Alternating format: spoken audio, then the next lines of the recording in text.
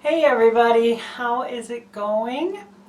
If you're watching this video on the day it's posted, happy Mother's Day to you if you are a mother or a grandmother or someone who plays the role of a mother and maybe doesn't have the actual title of it. You deserve appreciation too. So I hope you guys have a fabulous, wonderful day. I've been super duper busy these last 2 weeks. My son's gym has been undergoing a lot of changes, and they're mostly in like the managerial kind of thing. And anyhow, so I have been going there helping out 2 shifts a day. So I was working double shifts, and that didn't leave me much time for hardly anything. So I was leaving the house here shortly after 8 in the morning and getting home shortly before 8 at night. So it was really difficult doing videos and stuff like that. And but I did get up to the cabin, and you guys saw that. So one great thing about the cabin that I didn't mention was there were no roaches. And I'm not talking about cockroaches, I'm talking about wood roaches. So, you know, the cabin is built in the woods, and so we would get wood roaches in there every year. And it was horrible, especially the year before last. No, 2017, the summer of 2017, just terrible, terrible, terrible. I had them everywhere. And unlike cockroaches, wood roaches like the light, so they come out mostly during the day. They're slower, I'll say that. They're big and fat. Some of them can fly. I think it's the males that can fly. Indoors, they don't eat food or any of your stuff. They don't reproduce indoors, and you won't find them like in your drawers or cupboards. You'll see them walking straight up the walls, across the floor, on your bed, on your couch. Ew, it was just, I mean, they were out even on the deck, like sunning themselves, you know. Well, anyhow, I don't care if bugs are outside. That's where they're supposed to be. And I don't care if I get a random bug or two in the house. It happens. But I was, you know, infested with these. I remember one weekend, we weren't living at the cabin. We were just going up on weekends, getting it ready and stuff. And in one weekend, I killed over 40 of them. It was icky. So I tried everything natural known under the sun, and it didn't work. So then I started spraying. I would spray the perimeter of the cabin, you know. It's up on stilts, but you know, around the bottom of it, and then the doorways and stuff like that. And that seemed to work if I kept up on it, like every 3 months. I think we started the one year. I should have started in March because I waited until April and they were all over the place. But so like from late March until usually September is the last time. And then I'm good, you know, for a while. But so anyhow, somebody had told me that after a few years of the cabin being there, I won't notice it anymore because they had the same problem. They said with them it took 4 years. And the cabin was built before we ever bought it. It just wasn't completely finished, and that's what we were doing. And we're, you know, giving it our own touches and stuff. So I think the cabin has been built at least 4 years by now. I'm probably 5 years, and so maybe that's something to do with it. I don't know, but I was just happy that it wasn't there. Anyhow, I got mail again, so I thought I'd share that, guys, with you guys. Box. I did open the ends here because I didn't want to struggle on camera like I can't open a box. But anyhow, this is from Moon Violet. So thank you, Moon Violet. I'm looking forward to seeing what's in here. Oh, Very nice decoration on the address label. It's got cats on it. As I sit with a cat on my lap, I know you probably can't see her, but she's here. Here is a card or a little letter, and I will save that for later. Got some tissue paper going on in here. Oh my goodness, there's something in this tissue paper. Oh.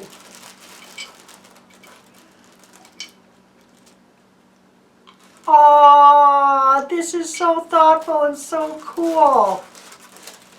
Look at this, you guys. Scrabble letters that say try. How cool is that? Like from my video. Oh, that is so unique. I'm definitely putting that up. That is so cool. Let's see here. This is empty, I believe. I want to make sure. And then here,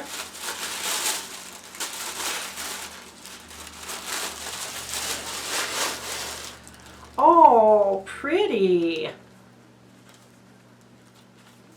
Let me see. There's some kind of cards. They have beautiful different flowers on them and different scenes. Oh, you guys, look at. Can you see that? And then like, what is that? Thanks for your kindness. Oh, a thank you card.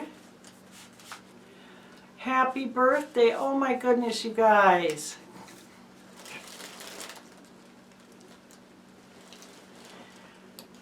So I'm wondering, did you make these yourself, Moon Violet? They are gorgeous.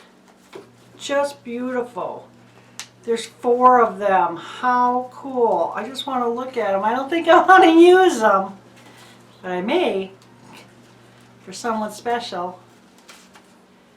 That is super, super cool. Thank you. Oh, here's another.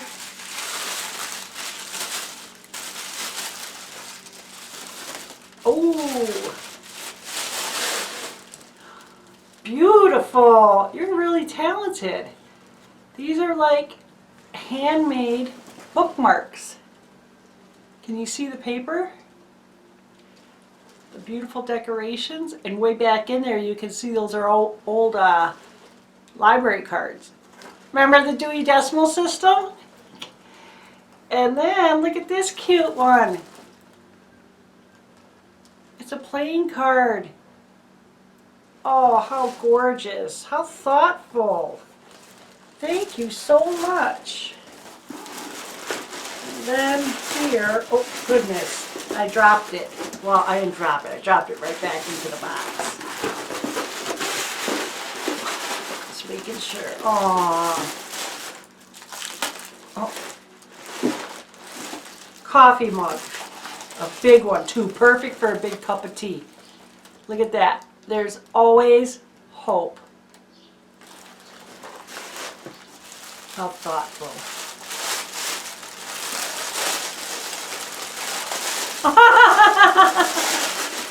Look at here. The same color. Remember? Oh. Thank you, thank you. That is awesome. I just am loving these. These handmade not towels, well, dishcloths are just awesome. I love them. Thank you. That is so cool. Oh, I just love it. Well, I hope you enjoyed that almost as much as I did. Well, so seeing I'm going to finally have a little bit of extra time now, or at least it'll seem like it, I'm going to finally be able to get going on my seedlings here. They've needed to be potted up and put outside for a while now. And I don't think they're ready to go outside 24/7, but you know, to at least start hardening them off. And I'm getting excited now because I do have like a lot of different pots and stuff out on the balcony. but I haven't done anything with them. But now I think I could finally get around to, you know, moving them around, deciding where I'm going to set, you know, this pot here, that one there, what's going to go in each one, and, you know, based on the lighting and based on the size of the pot and the plant and all of that stuff. And I love doing that kind of stuff, so I'm super looking forward to this. And I know I need some plant stands because the railing on the balcony goes pretty high, so some of these will need to be put up. Plus, I don't want to be bending over all the way down, you know, to water all these or whatever. So I'm not going to go out and buy a whole bunch of plant stands, but I think I can use other stuff to accomplish what I need to be done. So if you guys have ever used something different or unique, you know, to hold your pots as a plant stand or whatever, let me know down in comments, and maybe I can do that too. I'll have a bunch of containers. I'm trying to avoid a whole bunch of little containers where, you know, you have so many things to water in one day, and the littler ones dry out quicker, and, you know, I don't want to worry about if I'm not home in time, I didn't get that second or third watering in. So I do want to try and do a little bit bigger. I mean, I can't do like 20 huge pots out there, but I can get, you know, a few good sized ones. And then, like I said, if I had the plant stands, I could graduate. And, you know, I bought a bunch of hanger thingies so that I could hang stuff. And then when I went and looked out there, yeah, that's not going to happen because of what's on the underside of that roof. You can't put a hookup in there.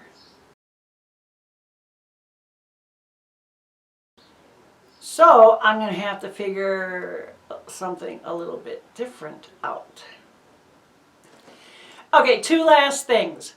One of them is I was thinking about with Tasty Tuesdays to do something just a little bit different, you know, maybe for a few videos. And one of them is going through some of the old cookbooks that I have and picking certain recipes out that I think maybe you guys would like and cooking those. Like, you know, I could do, let's say, 70-year-old recipe for chicken cacciatore or something along the lines of that. And just showing you, like, I have a Fannie Farmer cookbook, I have a really older Betty Crocker cookbook, and like some like a Pioneer old cookbook. Just let me know if you think that'd be something that interests you. Also, I've picked up in the last couple of years some old or older, I'd say like vintage kitchen gadgets, electrical and not. Let me know if you would find that interesting, doing a few videos on that. Just to see how they worked and how people did back in the day before we have everything we have now. And the last thing I want to mention is new grandma again. That's right. The newest granddaughter was born, and I'm super excited, and I know Paul would be too. This granddaughter is born to his oldest son. This is his son's first child, and I know Paul would be so proud and so happy for his son. So I am really excited. So now that puts us up to 11. 5 boys, 6 girls. So anyhow, enjoy the rest of your day, everybody. I hope you have a fabulous week. And as always, it was nice talking to you. And you take care.